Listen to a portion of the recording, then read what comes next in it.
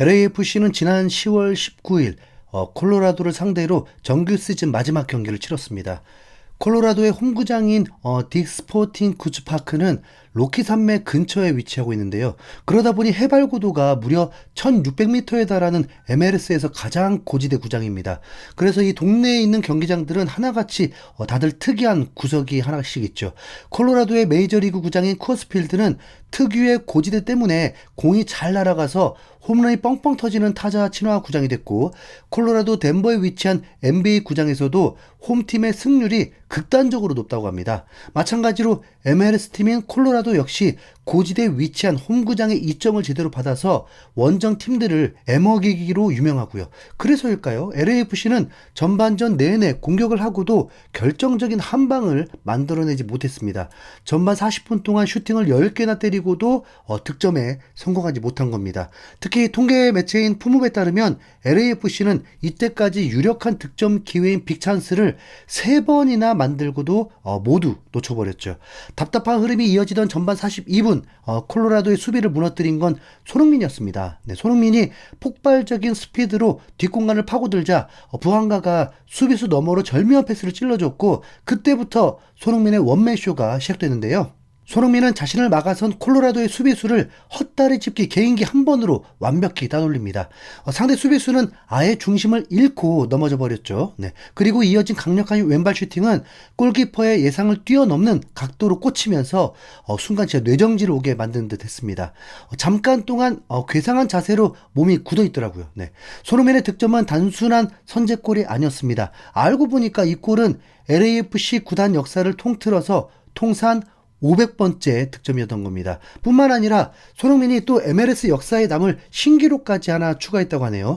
LAFC는 창단 후에 260경기 만에 500골을 넣은 건데, 이게 또 역대 최고 스피드라고 합니다. 원래 기록은 DC 유나이티드가 세운 295경기인데 이걸 무려 35경기나 앞당겨 버렸죠. MLS로 온 지 얼마나 됐다고 벌써 득점 관련해서 신기록을 3개째 세우고 있습니다. MLS 최초 3경기 연속 헤트트릭 합작 기록, MLS2 역사상 최다 연속골 기록, 그리고 MLS 역사상 최단 기간 구단 500골까지. 네. 문자 그대로 역사를 쓰고 있는 손흥민인데요. 하지만 이 역사적인 경기의 승리를 날려버린 치명적인 실수가 터져 나왔습니다. 오랜 시간 토트넘에서 손흥민과 한솥밥을 먹었던 요리스가 황당한 헛발질을 해버린 겁니다. 허접한 볼터치로 상대의 공격수에게 볼을 뺏겨서 허무하게 동점골을 허용하고 말았죠. 요리스는 두 손으로 머리를 감싸주면서 깊은 자책감에 빠졌습니다. 요리스가 전성기 시절에도 미친 선방을 하면서도 S급 골키퍼라는 말을 듣지 못했던 이유가 바로 이런 모습 때문이었거든요. 말도 안 되는 어려운 슈팅을 잘 막다가도 어이없는 실수로 황당한 실점을 내주는 게 고질적인 버릇이자 약점입니다. 오죽하면 프랑스 매체인 프랑스 풋볼 위클리도 이 장면에 대해서 이렇게 보도했습니다. 요리스가 실수를 범했다. 공을 제대로 컨트롤하지 못했다. 이 장면은 2018년 러시아 월드컵 결승전의 실수를 떠올리게 하는 씁쓸한 기억이다 라면서 자국의 레전드 골키퍼의 추태를 전한 겁니다. 결국 경기는 이 최종 2대2 무승부로 막을 내렸습니다. LAFC의 최종 성적은 서부 컨퍼런스 3위로 플레이오프 1라운드에서 상대하게 될 팀은 정규 시즌 6위 오스틴 FC입니다. 손흥민이 잠시 A매치 일정으로 자리를 비웠을 때 LAFC의 7연승을 저지했던 바로 그 팀이죠. 정규 시즌 동안에 손흥민을 경험하지 못했던 팀이라서 과연 플레이오프 모드에 돌입한 손흥민을 제대로 제어할 수 있을지가 관건인데요. 미국 MLS 플레이오프라는 게 생소하다 보니까 잠시 이에 대해 설명을 좀 드릴게요. 일단 다음 주 목요일은 10월 23일에 동부와 서부 컨퍼런스의 8위, 9위 팀들이 단판으로 최종 플레이오프 진출팀을 가립니다. 그러면 그제서야 이제 8강전이 완성되는 거죠. LAFC의 8강전 상대는 오스틴으로 결정됐고 3판 2선승제로 진행하게 됩니다. 이때 LAFC의 순위가 더 높기 때문에 LA 홈에서 먼저 경기를 하고 2차전이 오스틴, 그리고 3차전은 다시 LA로 돌아옵니다. 홈 어드밴테이지라는 게 이걸 말했던 겁니다. 8강전 때는 무승부일 경우 연장전 없이 곧바로 승부차기로 진행되기 때문에 나름 변수가 더 많아지는 구조입니다. 깔끔하게 두 경기를 이기는 게 좋겠죠. 네. 그 이후에 4강전부터는 이제 다시 단판으로 바뀝니다. LAFC 입장에서는 살짝 불리해지는 게 정규 시즌 순위가 높은 쪽에 홈 경기로 치러져서 4강 상대가 밴쿠버로 결정될 경우에는 무조건 원정 경기가 확정이거든요. 손흥민의 MLS 플레이오프 첫 경기는 한참 뒤인 10월 30일 목요일 오전 11시 30분입니다. 생각보다 경기 텀이 길어서 당황스럽긴 하지만 그 사이에 뭐 NBA도 개막한다고 하고 뭐 LA 다저스의 월드 시리즈 경기도 있으니까요. 손흥민이 참관하거나 이벤트를 하게 된다면 그 소식도 바로 전해드리도록 하겠습니다. 플레이오프를 앞두고 해외 언론과 전문가들은 하나같이 LAFC를 강력한 MLS컵 우승 후보로 꼽기를 주저하지 않고 있는데요.